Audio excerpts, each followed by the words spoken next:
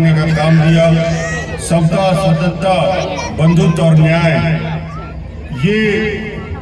इन मूल मंत्र के साथ, और जिन्होंने कहा शिक्षित हो, संगठित हो, अपने अधिकार के लिए संघर्ष करें। निश्चित रूप से ये संघर्ष करने की ताकत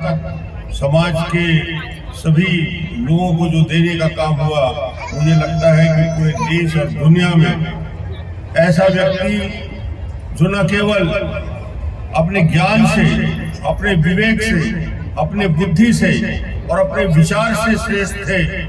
बल्कि सिर्फ संविधान का निर्माण ही इतना ही पर्याप्त था कि उनको युगों युगों तक हम याद कर सकते हैं। वो कॉन्स्टिट्यूशन जो हमें अधिकार देता है, शक्ति देता है, कर्तव्य का बोध कराता है और समाज के उन पिछड़े दलित पिछड़े लोगों के लिए स्थायी आरक्षण की व्यवस्था ही नहीं करता, बल्कि बराबरी का, समानता का अधिकार देने की ताकत वो संविधान देता है, जिसका निर्माण बाबा साहब ने किया। संविधान सभा की जब बहस हो रही थी, कॉन्स्टिट्यूशन के अलग अलग मुद्दों में जब चर्चा हो रही थी, संविधान समिति के विशेषज्ञ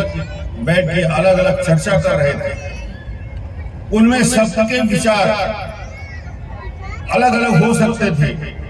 मगर सब में एक बात थी, राष्ट्र के हित के लिए, देश के लिए समर्पित भाव से कैसे काम करें। और जब कठिन मुद्दे आए,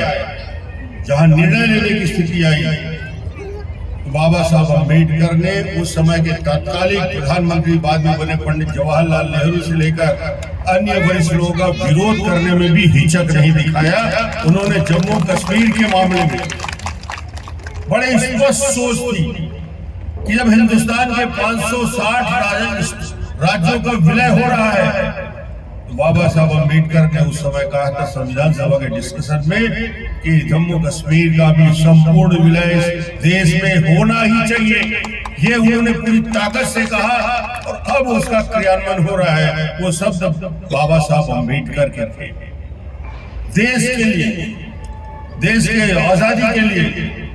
संविधान की ताकत बढ़ाने के लिए बाबा साहब ने जो काम किया, और अम्बेडकर की देश के लिए, समाज के लिए, उस दौर को मैं सोचता हूं जब लाख के उस भूमि में एक संकल्प के साथ आगे बढ़े, और आज उस रास्ते पे समाज चल रहा है, उस रास्ते पे पूरी की पूरी उस समय के अनुसरण करने वाले लोग चल रहे हैं। मगर वो रास्ता कठिन था, बाबा साहब के ऊपर जो दबाव थे, मगर बाबा साहब के ऊपर कोई दबाव डालने की ताकत किसी के अंदर नहीं थी। उन्होंने अपना मार्ग चुना और उस धर्म की ओर आगे बढ़े जो इस मिट्टी से जुड़ा हुआ है, और बुद्ध के शरण में जाने का बड़ा निर्णय।